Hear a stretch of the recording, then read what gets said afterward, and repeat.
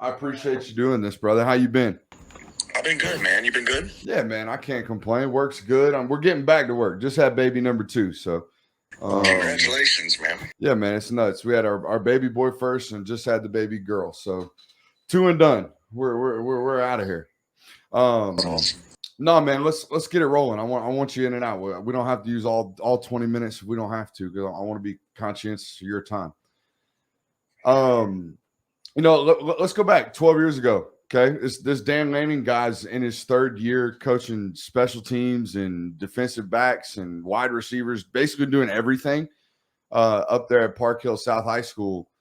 And you take a trip all the way out to Pittsburgh. Anyone who's read your Wikipedia story kind of knows the story, Coach. But for most people, I've never heard it, man. I've really never heard this story. You drove 13 hours to Pittsburgh to basically stand outside Todd Grantham's office and ask for a job? Yeah, I got there. I remember I pulled over to Love's gas station right before I got there. It's 5 a.m. I put on a suit. For what I wasn't able to park in the pit parking lot because they had these gates down. So I parked a little parking lot away, and then I walked to the facility. Door was cracked. Got in the door, sat in the lobby there. Early in the morning till late morning, and realized nobody had been there yet. Was kind of caught off guard because the coaching staff.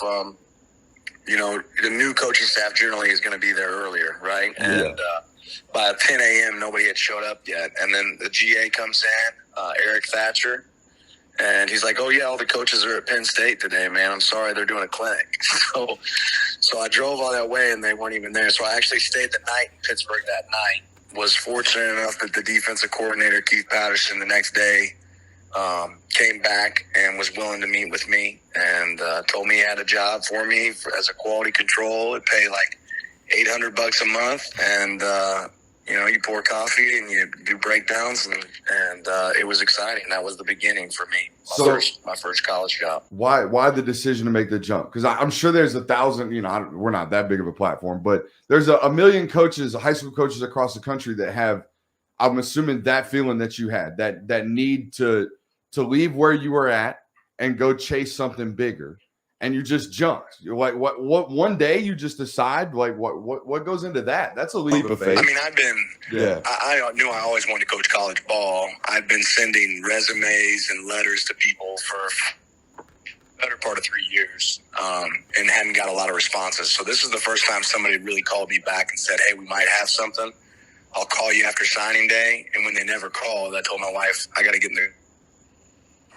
So that was kind of the beginning. And for me, I've just always operated, I'd rather not be stuck with the pain of regret than the pain of failure. If I fail, so what? But if I regret that I never gave it a chance.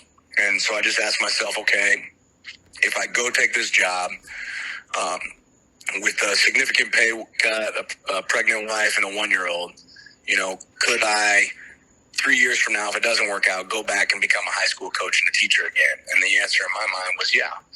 But I might not ever get a chance to coach in college again, because I've been trying and pursuing that for several years. So for me, it was I didn't think I had a choice. I couldn't pass down the opportunity to coach college ball and get my foot in the door. And it was certainly a lot of hard, in between that point when I got in and actually getting that first full-time job at Memphis, Division I job at Memphis. But it was certainly worth it too, and I wouldn't go back and change any of it. Yeah, it's really a crazy arc to think that. I mean, just 12 years ago, you're coaching high school football, and I mean, not even that. 8 years ago, you're a graduate assistant at Alabama. I mean, 2015. I'm in, I guess 7 years. I mean, even I was a GA at Alabama. So that's. I mean, it's quite the arc that you don't really see. Normally, it's like you bounce GA to GA and position coach, and then position coach, DC, all the way through a 12-year arc. You seem to climb it really, really quickly. We go through the list of all the stops, and there's a lot of talks about coaching trees nowadays. Would you consider yourself a Todd Grantham guy because you followed him out there to Arizona State, or would you consider yourself a Norvell guy, or are you under the Kirby Smart coaching tree that is now 3 deep? Right, it's you, it's Coach Mel Tucker, and it's Sam Pittman. 3's a tree at this point, right? Well, I mean, do you want to throw Shane Beamer in there? He was on Kirby's staff too, right? Yeah, that's true. I mean, Todd Graham, Norvell, Casey Keeler, Nick Saban, Kirby Smart. I feel like I really learned a ton from all those guys, and I wouldn't.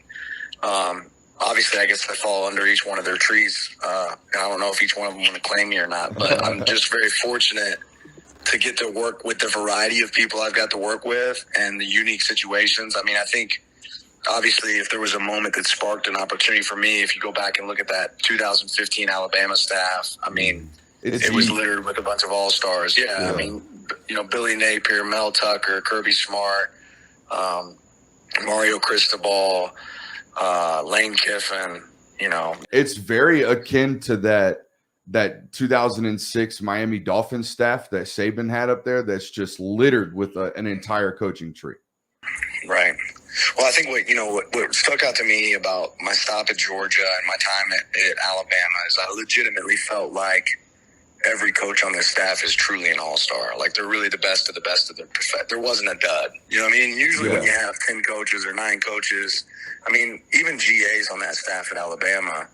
I mean, we had Doug Belk, who's the D coordinator at Houston now, Wes Neighbors, who's at Maryland, Charlie Weiss, who's the offensive coordinator at Ole Miss, several guys that are coaching ball, at a high level. And it was just a fun staff. If you were eager to learn and you really didn't care what you made and you just wanted an opportunity to win, it was a really cool environment as a young coach. So I was fortunate to experience some, I have a lot of coaching mentors. It's not just one person for me, but learning from Kirby, learning from, Sam Pittman, I'll remember that day he got that job, like yesterday. So a lot of those moments are really special to me, being around those guys, and just feel fortunate that I got to be a part of it. I think a lot of people could do and be in the situation that I've been in. I don't know that a lot of people would have continued to do it after they had 3 kids and they've gone bankrupt and they're on EBT and they don't have insurance. And there's probably a point where my mom and dad were like, hey, you could use that degree.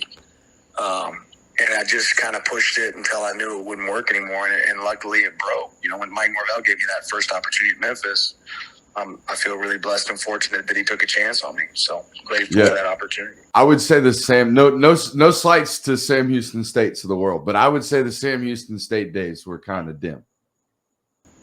Yeah, I mean, that was fun. But you know what? We played in the semifinals versus North Dakota State, and they were a powerhouse. Casey Keeler might be one of the best head coaches I've ever worked for. It was definitely a different part of the journey, but that let me check that box of having my own room, my own position, get an opportunity to go on the road recruiting, beyond just as a GA at Arizona State, I was signing players but never going on the road. Yeah. And that's just not the same experience. But those long drives to Corpus Christi and having that Tex-Mex and working the trail at Sam Houston was certainly a critical part of my success. And, working for the coaching staff. I mean, on that staff, there's a guy named Matt Palage that's there, and now I've hired him here as my co-defensive coordinator, safeties coach. So there's just, you never know when you're going to run into phenomenal coaches. They're at different levels all over the place. You just, you come across the right guys, and been really fortunate to have, some good ones. Yeah, I study a lot of these coaching staffs, and it's really a collection of relationships. That's what I find throughout all of them.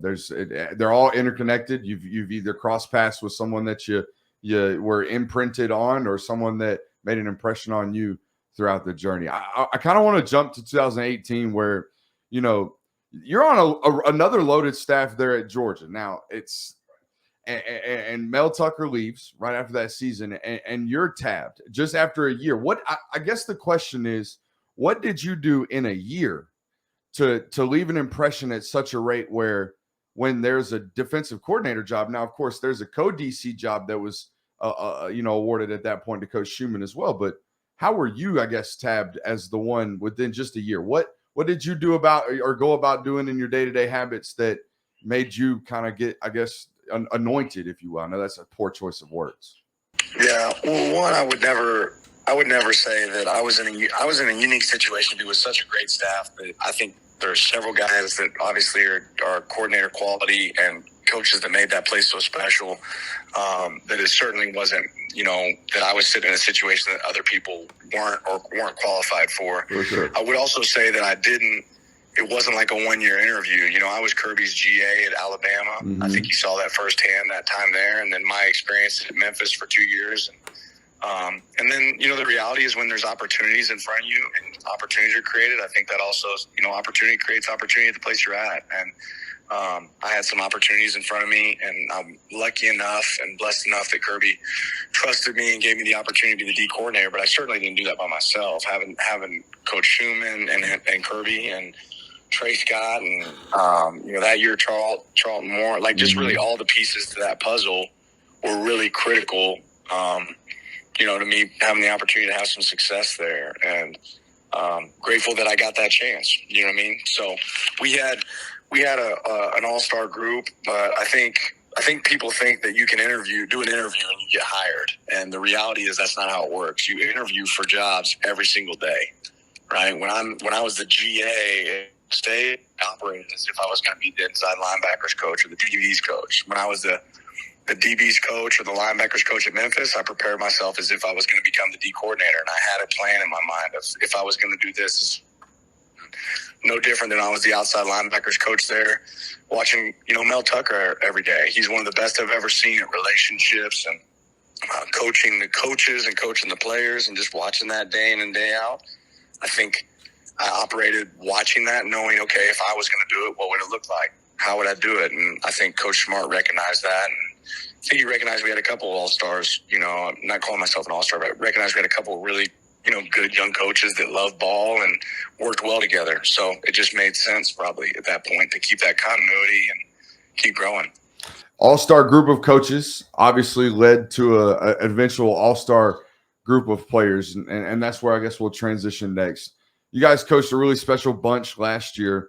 And this kind of is, I guess, a two-pronged question. The first question I would ask about last year is kind of what did you learn about watching a great group, and maybe what did you learn, I guess, about championship DNA, if that is such a thing? Because correct me if I'm wrong, is this your first? This was your first title? Is that correct? I was in Alabama in 2015 as a GA, yes, sir. Yep, as a GA, but this was certainly my first title as a position coach, you know, as a D coordinator and a position coach. And I think I've told everyone, and I know I'm pretty certain that Kirby's probably said some of the same things, but, you know, ultimately I felt like we always had talent at Georgia. I definitely think last year was our best talent. It was a combination of several good years of recruiting. But I don't think that talent was just the reason alone that Georgia won. You know, last year it was because of the brotherhood in that room, the trust that we had for each other, the experience. But yeah, I mean, you had a group that really cared about each other, that battled for each other and didn't want to let the guy next to him down. You know, that was a big piece for coaches and players alike, and probably more unique than anywhere I've ever been. But also, you know, a level of trust. Like, people are going to make mistakes, and then how do you grow from that mistake? We didn't, you know, break down and rip each other. We took those opportunities and grew from them. So certainly it was a great time. You know, it was a special for me in my career, being around players that I love so much and coaches that I appreciate and love so much. So it kind of all came together. All right, I got to ask you some football questions. I know it's hard over an audio medium. But I guess my first question is, the people that I talk to that I respect in the football world kind of give you the head nod in terms of invention of the simulated pressure. Where did you get it? Who did you see it from? How did you change it? What is a simulated pressure? All the above. Yeah, I certainly didn't invent it. You know, when I was a GA, really looking back at my time as a GA at Alabama, you know, one thing that Nick always did a great job of, and Kirby always did a great job of, is, hey, let's find some stuff that we can, you know, steal from other people or borrow from other people that can make us better. And the year before, Alabama had lost against Ohio State and, you know, the national championship game, or a game going into the national championship game, had lost. And, you know, one of the things that presented some trouble for Tom Herman at the time was the mint front, or what we call the mint front, zeros and four eyes. So we wanted to know a little bit more about it.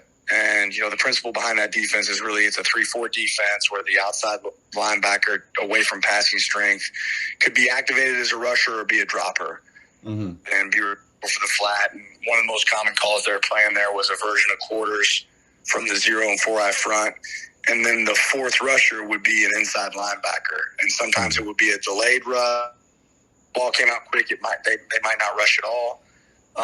But that was kind of a little bit of the beginning of, okay, you got 3 guys in the rush, and then one of these linebackers could become the fourth element of the rush. And it doesn't necessarily, I know that's not by no means is that an invention, but that was what they were really doing. And Tom Herman actually hired Todd Orlando at Texas, and we studied a little bit of what they're doing, and they had some elements of it. And he was really running, Dave Aranda had been running at Utah State, at Wisconsin, and carry over there to LSU. So you start watching some of those defenses, and you realize, hey, they're starting to bring a fourth rusher from some different locations, maybe starting with that tight front or that mid front. And then you start noticing, okay, here now they're bringing a corner, but there's still only 4 guys in the rush, and they're playing a traditional coverage around it. Now they're bringing a safety. Now they're bringing a star. And I think we just started to grow that. And there was a lot of coaches we met with, whether that be coaches at North Carolina, whether that be Pat Tony, the defensive coordinator there at Florida now, whether it be, guys from the Aranda tree, the guys at Baylor. There's just a lot of people that started to kind of build off of it. And I think there was a kind of a group of coaches where we like talking ball in the off season with each other and bouncing ideas off, and it just grew, So it's not something I invented or we invented at Georgia, but something that grew for us that became pretty effective. I know this. I mean, coaching is imitation at its finest. It's what you all do. You find something that someone else did great, and you try to pick off of it and imitate it and apply it to what you do. But is it common for that many coaches to just be sharing that many just grandiose ideas like this all the time? Probably not.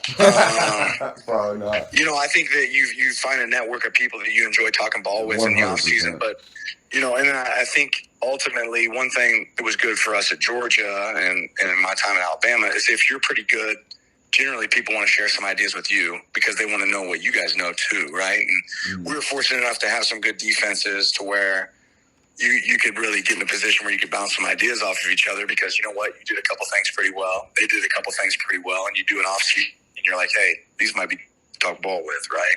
Yes, sir. I think that's kind of the position we were in is we were playing good defense, but we didn't want to stay the same. We wanted to continue to improve, and we were able to kind of pull some ideas from other places, whether it be, there was a big transition from like 2018 to 2019 when it came to TFLs and sacks for us, right? That's something you'll see that we drastically changed. Well, guess what? We went and studied teams that had TFLs and sacks, and we tried to make some determinants.